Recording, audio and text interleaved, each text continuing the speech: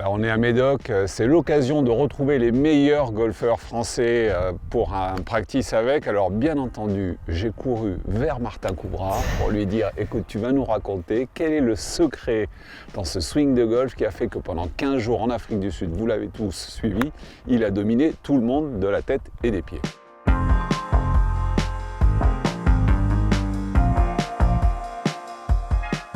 Alors Martin, moi je t'ai connu tout petit comme ça, avec un plus petit swing. Aujourd'hui, il y a plein de choses qui vont dans le bon sens et notamment, on est tous très très fans de la manière dont tu swings la balle. Donc on aimerait que tu nous racontes tout ça, quoi. On va dire que c'est assez simple. Je ne suis pas quelqu'un qui pense beaucoup à la technique en général sur mon swing, sur le parcours. Donc c'est des choses assez basiques. Je sais que j'ai un swing où je m'affaisse beaucoup et je vais beaucoup vers l'avant. Donc une clé qui va être un peu tout le temps pour moi, ça va être d'essayer d'avoir la sensation de rester grand dans le swing et rester très centré. Ok. Donc ça me permet d'avoir des meilleurs contacts, avoir aussi une meilleure hauteur de balle, parce que je l'écrase moins. Donc ça veut dire que quoi, tu as beaucoup travaillé avec le TrackMan et tu as fait évoluer tes datas, c'est ça, sur l'angle d'attaque? En fait, on a compris avec mon coach que quand j'avais la sensation de rester très grand et centré, j'avais un chemin de club qui était beaucoup moins descendant.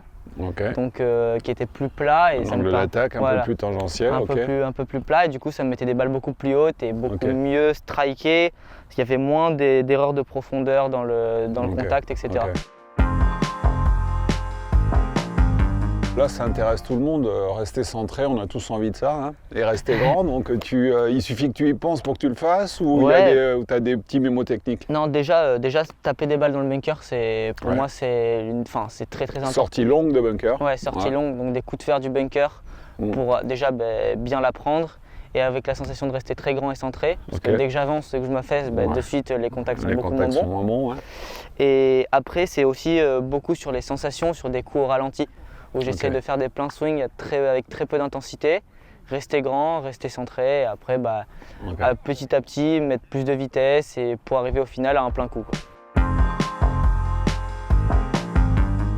Toi qui est un pur produit de la fédération. Enfin en tout cas des centres, et je sais que tu travailles depuis que tu es tout petit en préparation physique. Est-ce que la préparation physique justement peut jouer un rôle là sur le centrage? C'est des choses que vous faites? Vous avez des gammes, vous avez des choses comme ça? La préparation physique, elle joue pas forcément sur cette clé-là, elle joue plus sur une clé où c'est plus mes omoplates qui travaillent, mes épaules, parce que j'ai une posture qui est un peu en avant, un peu voûté. Donc on travaille sur les fixations des omoplates, sur mon bras droit, essayer d'affaisser mon épaule droite. Donc c'est plus ça. Après sur la hauteur, non, pas forcément. Moi je vais taper peut-être 95% de fade sur un parcours. Je tape très très peu de draw. Comme Dustin Johnson, c'est un bon signe. Ouais, c'est ça. C'est ça. Je peux taper quelques draws sur certains coups de fer ou sur certains drapeaux coincés à gauche, parce que je sais que mon draw, je vais rarement le rater à gauche, donc je sais qu'elle va me rester souvent à droite. Au pire, elle te reste au centre du green. Voilà, exactement. Mais sinon, ça va être principalement que des fades. Alors pourquoi tu fais des fades? Parce que c'est un coup, tu as goût à ce coup-là, ou c'est parce que la caractéristique de ton swing fait que ça sort plutôt facilement en fade? Je pense que c'est un peu des deux. Je pense que depuis tout petit, déjà, j'ai tapé que des fades. J'ai rarement fait des draws depuis que j'ai commencé le golf. Et puis après, je pense que du coup, mon swing s'est adapté un peu à ça et fait que... C'est quoi tes datas de base? Chemin, face? Mon chemin, il passe en moyenne entre moins 2 et moins 4 à gauche. Et ma face, elle va tourner entre moins 1 et moins 2 à gauche. Donc t'es le parfait fader. Ouais, quand je suis là-dedans, je sais que je vais taper des bons coups. Et ça va être des bonnes traces. Traces, ça veut dire que tu checkes tes dios un peu de temps en temps? Ouais, forcément. Déjà, quand ils sont à gauche, ça veut dire que c'est bon signe. Et après, j'essaie qu'ils soient assez fins et un tout petit peu à gauche. Pour ta hauteur et ton centrage. Exactement. D'accord.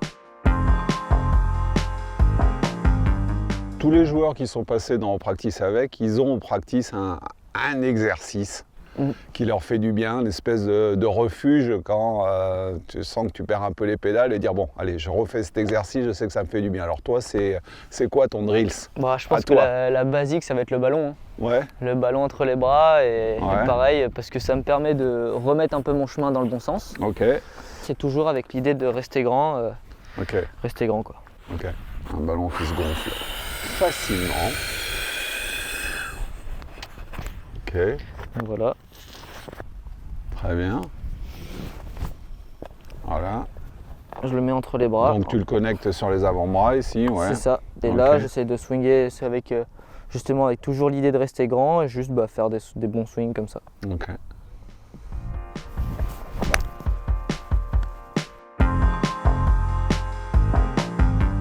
Ok, ce contrôle 3/4, c'est un peu une signature chez toi. Championnat du monde, je t'ai vu taper un énorme de coups comme ça, notamment les coups que tu tapais au 16 là, sur les drapeaux sur le par 3. Ouais, bah c'est comme ça que je contrôle le mieux, entre guillemets, ma trajectoire. C'est comme ça que je joue beaucoup de coups de fer.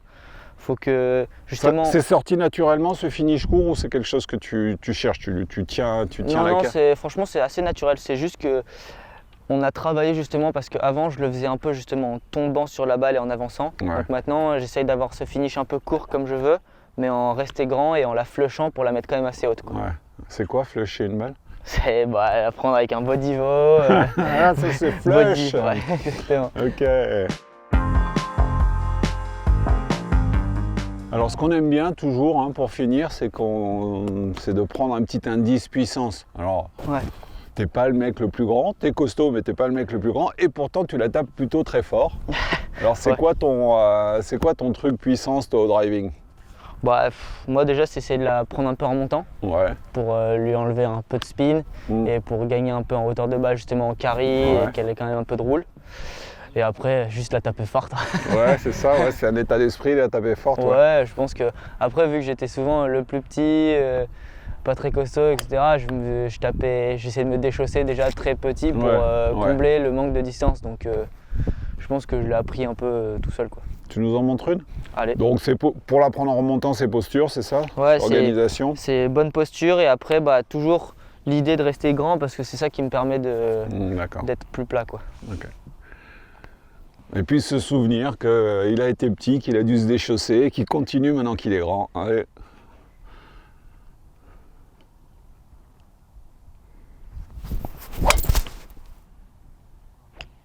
Ah, effectivement, ça claque. Ça claque, ça claque. Bon, écoute, Romain, c'était super. Bon, Romain, putain. Tu me parles de petit qui tape fort, je pense à Romain Langas. Mais bon, écoute, je te souhaite un début de carrière comme le sien. Merci et puis plus si affinité. Exactement. En tout cas, on te suit, on est très fiers de toi. Merci beaucoup. Merci d'avoir passé ce temps avec moi. Merci à vous. Merci.